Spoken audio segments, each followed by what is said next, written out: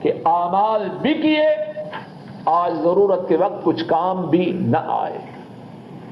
بات سمجھنے کے لیے آخرت کی مثال نہیں، ایک آدمی یہاں سعودی عرب میں 30 35 40 سال کام کرتا رہے، بوڑھا ہو کے، کمزور ہو کے، لاغر ہو کے اپنے وطن واپس جائے،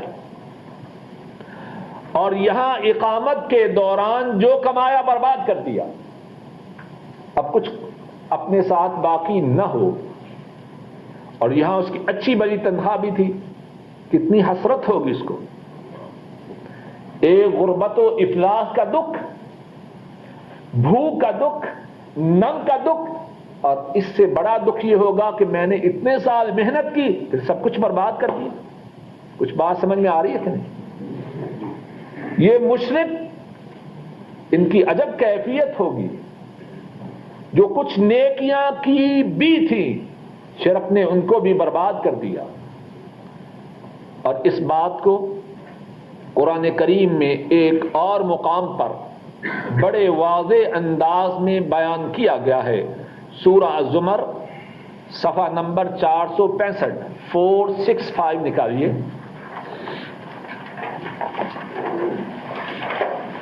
نمبر 65، 65، نیچے سے 5ویں سطر۔ وَلَقَدْ أُوحِيَ إِلَيْكَ وَإِلَى الَّذِينَ مِن قَبْلِكَ۔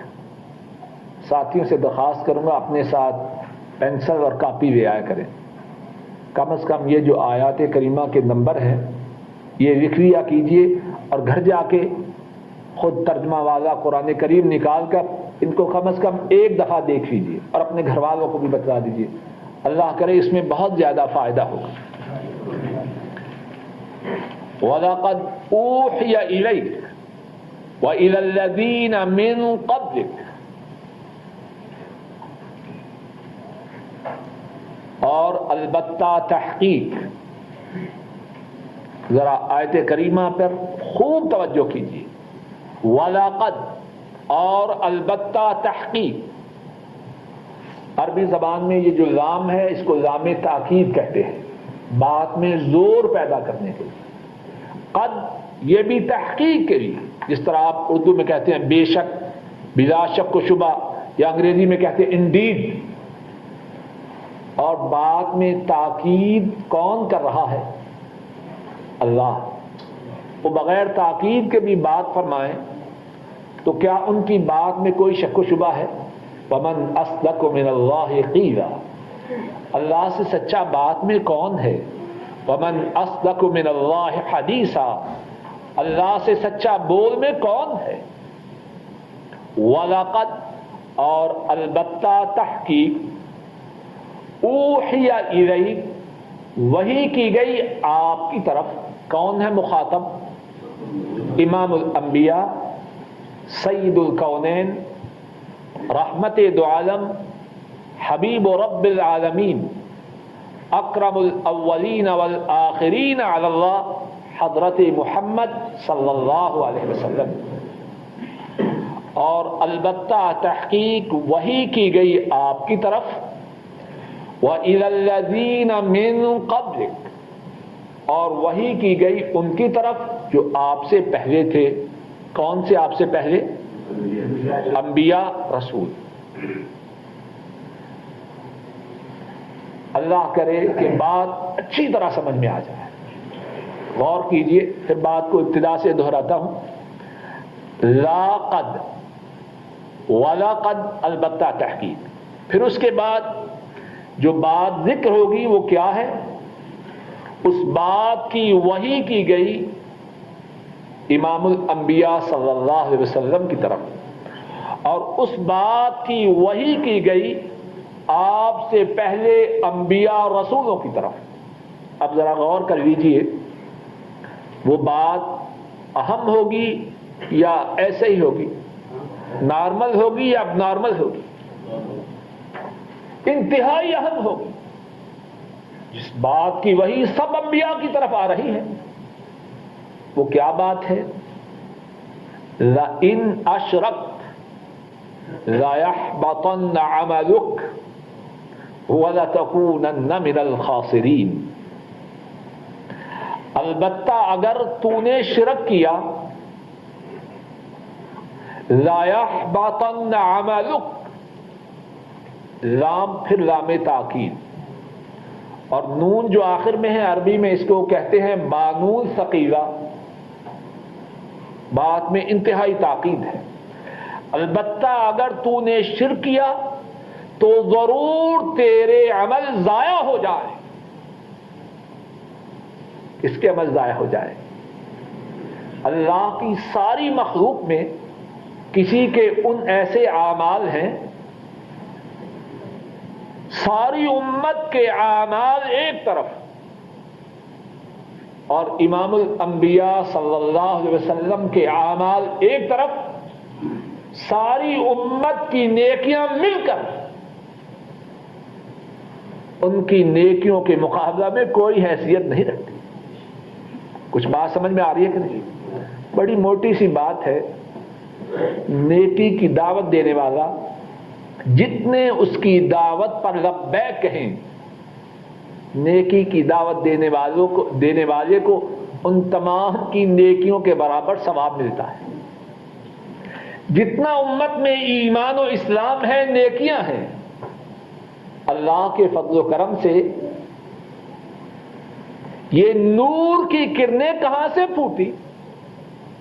یہ خیر کے چشمے اللہ کے فضل و کرم سے کہاں سے نکلے؟ اللہ نے خیر کے یہ چشمے، نور کی یہ کرنیں حضرت محمد مصطفیٰ صلی اللہ علیہ وسلم کے ذریعے امت تک پہنچائے۔ قیامت تک جو کوئی نیک عمل کرے، جو کوئی ایمان لائے، اس کے لیے بھی ثواب ہے، اور امت کے امام، امت کے قائد، امت کے رہبر و رہنما، امت کے نبی و رسول صلی اللہ علیہ وسلم، ان کے لیے بھی ثواب ہے۔ امت کی ساری نیکیاں تو ویسے ہی ان کے نامہ اعمال میں ہیں۔ امت کی رہنمائی اللہ کے فضل و کرم سے کس نے کی؟ اور باقی جو ان کی اپنی نیکیاں ہیں، ان کا مقابلہ کوئی کیسے کرے؟ ان کے اعمال کے متعلق بات ہو رہی ہے، لَإِنْ أَشْرَكْتَ، تو جو ہے بعد از خدا بزرگ، تو ہی قصہ مختصر، اس ساری بزرگی کے باوجود، اس ساری قدر و منزلت، شان و عظمت کے باوجود اگر تو بھی شرک کرے، تیرے اعمال ضرور برباد ہو جائیں گے۔ میں اور آپ کس بات کی مووی ہیں؟ ہمارے بیلنس میں نیکیاں کتنی ہیں؟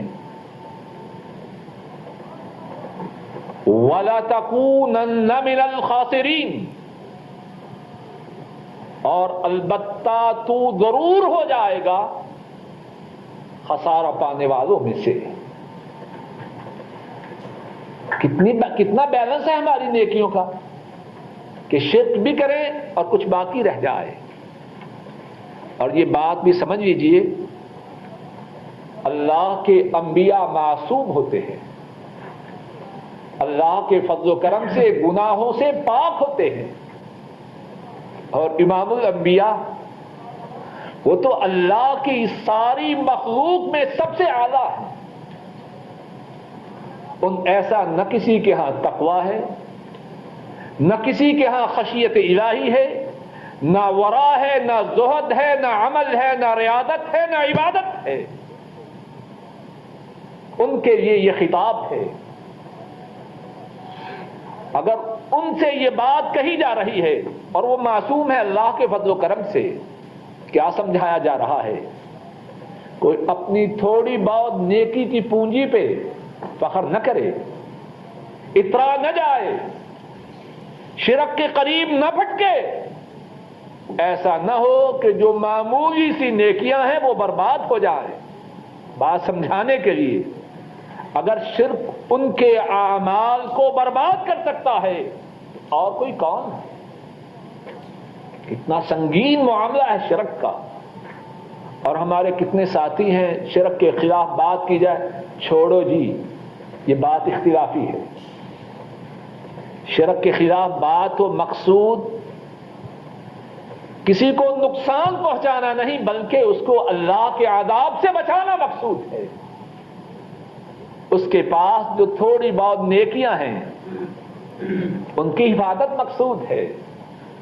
شرک آ گیا سب کچھ برباد کر جائے گا. اور اللہ معاف کرے ہدایت دے. ہند و پاک میں اور بنگلہ دیش میں شرک کس طرح پھیلا ہوا ہے.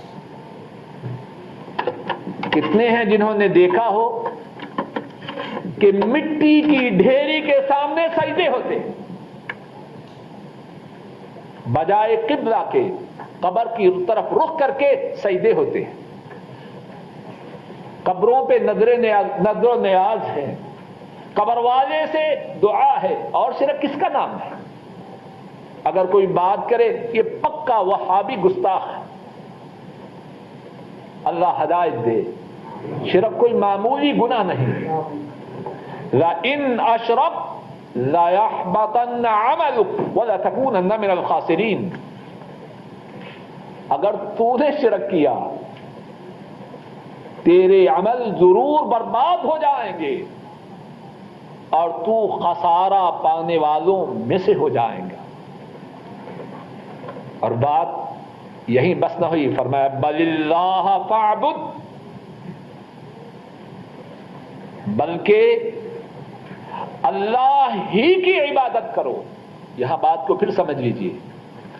عربی زبان میں فعل امر پہلے آتا ہے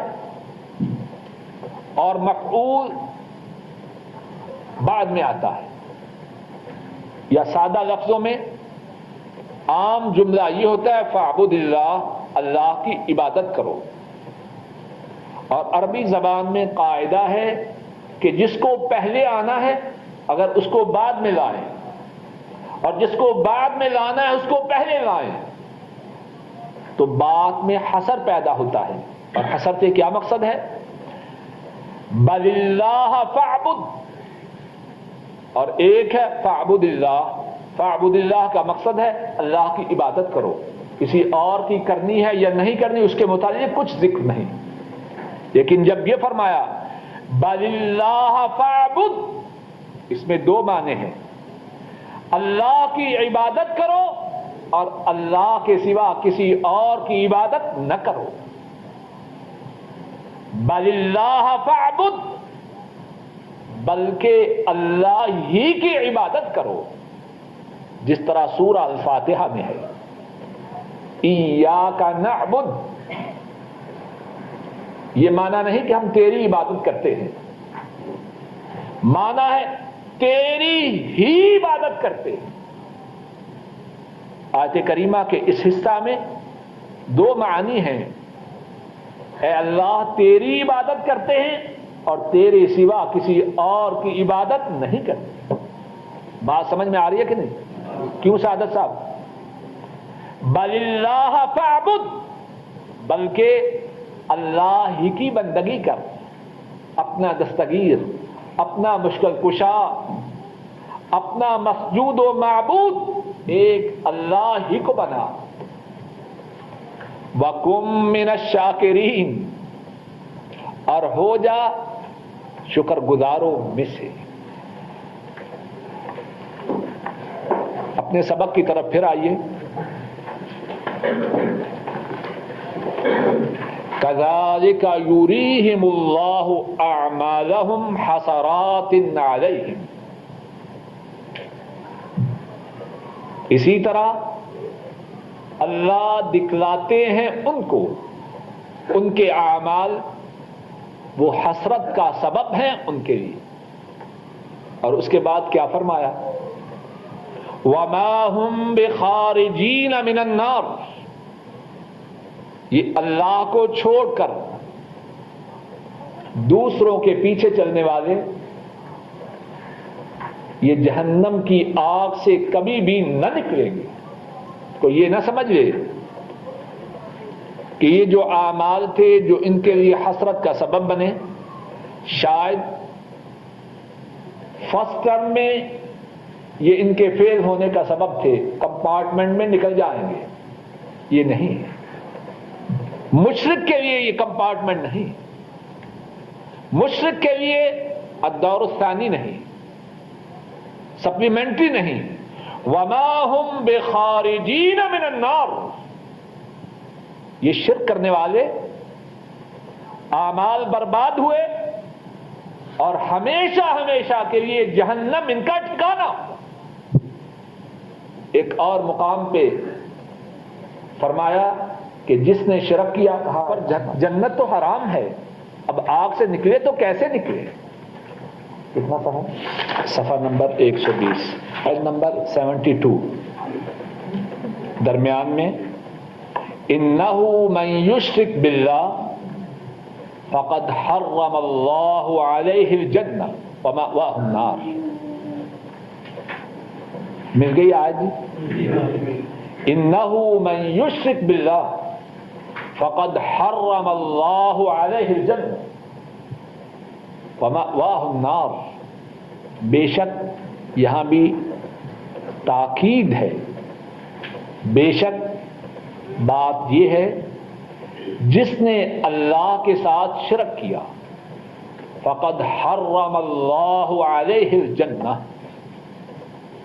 اللہ نے اس پر جنت کو حرام قرار دے دی. اب اللہ نے جب جنت کو حرام قرار دے دیا ہے تو جنت میں جانا اس کے لیے جائز کون کر سکتا ہے؟ کوئی یہ تو نہیں سیشن میں پھانسی ہے، ہائی کورٹ سے بری ہو رہا ہے. آخری عدالت، اور وہ عدالت لا یسأل عما یفعل وہم یسألون. جو وہ کر دیں کسی کی کیا مجال کہ ان سے سوال بھی کر سکے کہ ایسے کیوں کیا. یہ تو مخلوق سے پوچھا جاتا ہے، اس سے باز پرس ہوتی، خالق سے باز پرس کون کرے. انہوں نے شرک کرنے والے کے لیے جنت کو حرام قرار دے دی. اور کہاں جائے گا؟ شاید کوئی سمجھے نہ جنت میں نہ دوزخ میں. وَمَأْوَاهُ النَّارُ، اس کا ٹھکانہ جہنم کی آگ ہے. اللہ مالک الملک اپنے فضل و کرم سے کہنے والے کو اور سب سننے والوں کو ساری زندگی توحید پر کاربند رکھے اور شرک سے محفوظ رکھے. اللہ مالک الملک اپنے فضل و کرم سے ہمارے تمام گناہوں کو معاف فرمائے، ہماری ناقص اور تھوڑی نیکیوں کو قبول فرمائے، ہمارے والدین پر اپنی نظر کرم فرمائے. اے اللہ ہمارے بوڑھے ماں باپ پر رحم فرما. اے اللہ ہمارے بوڑھے ماں باپ پہ رحم فرما. اے اللہ ہمارے بوڑھے ماں باپ پہ رحم فرما. اے اللہ ہمارے بوڑھے ماں باپ پہ رحم فرما. اے اللہ ہمارے بوڑھے ماں باپ پہ رحم فرما. اے اللہ اپنے فضل و کرم سے ان کی بیماریوں کو صحت سے بدل دے. اے اللہ ان کی پریشانیوں کو راحتوں سے بدل دے. اے اللہ ان کی نیک آرزو کو پورا فرما.